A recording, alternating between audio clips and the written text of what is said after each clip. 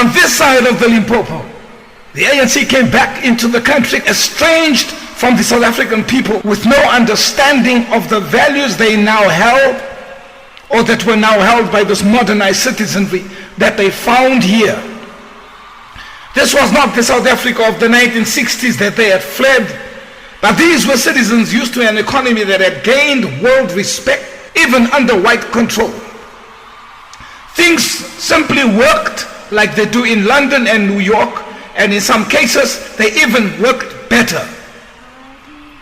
Yes, those parts of the country that were black were not at the same level of those that were white, but we had patches of world-class, first-class service provision that we could relate to.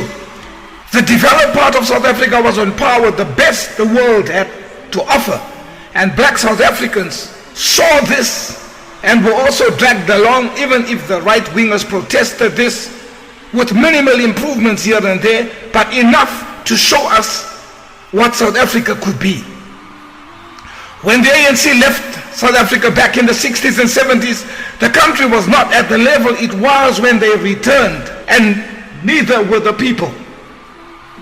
A population who had to devise their own methods to liberate themselves in the face of ANC and PAC impotency in military battles with the apartheid regime is what these exiles faced when they returned. We are not saying that Apla and Nkonto Wesizwe did nothing.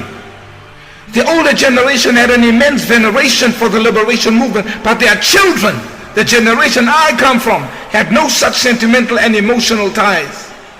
The ANC was expected to perform like any governing party and enlarge the economy with the massive support and goodwill it was given by the masses. They were about to experience the modern South African black person who had stopped using candlelight and no longer lived in a matchbox house mainly. These were city slickers, urbanites who had rendered the country ungovernable, liberating many CBDs with their strikes, boycotts and toy-toys. Ladies and gentlemen, add to that the many townships which the forces of P.W. Botha could no longer enter, and you will see that much of South Africa was already liberated, not by exiled leaders far away in Lusaka or Dar es Salaam, but by the courageous youth of Mitchell's Plain, Soweto, Guguletu, Seshego, Umlazi, Kraaifontein, etc., who unlike their parents were not prepared to wait for another generation to complete the battle. They were not afraid to die and made sure PW knew that they meant business. The ANC mistook them for their parents and grandparents who worshipped the organization and accepted its bona fides without question. It is at this point that the relationship between the ruling party and the younger generation began to go south. As more ministers started to take the masses for granted by failing to perform their duties, the street lights went off, never to be repaired. The water got contaminated and nothing was done. Potholes began appearing, something the younger generation had never seen before.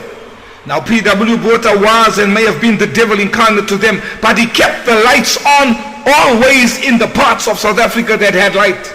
Potholes were not things seen often, even in the neglected township, if at all. The ANC laughed it off and talked about its special relationship with the masses. They chose to bury their heads in the sand, forgetting that the country had a very militant youth who did not buy its stories like their parents and grandparents did.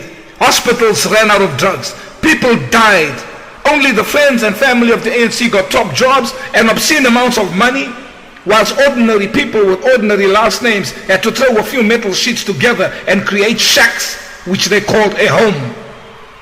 It was an embarrassment that a country, the leading gold producer in the world and one of the leading diamond producers in the world, had people living in zinc shacks who slept at night without a decent meal to eat.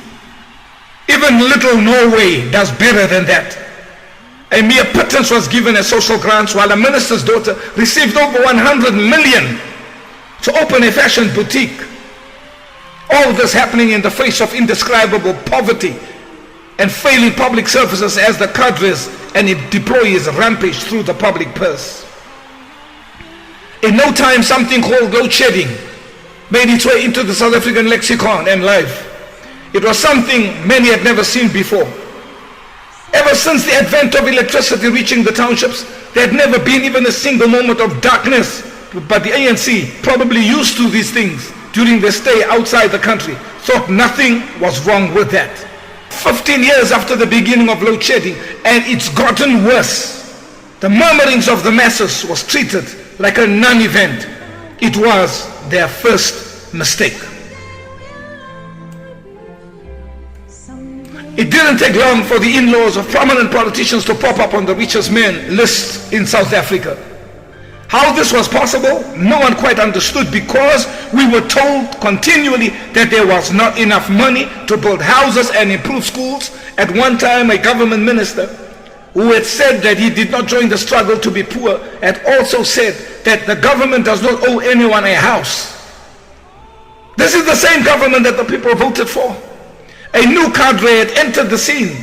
For purposes of this discussion, let's call him Comrade Potbelly. This cadre or deployee acted like anything except an employee.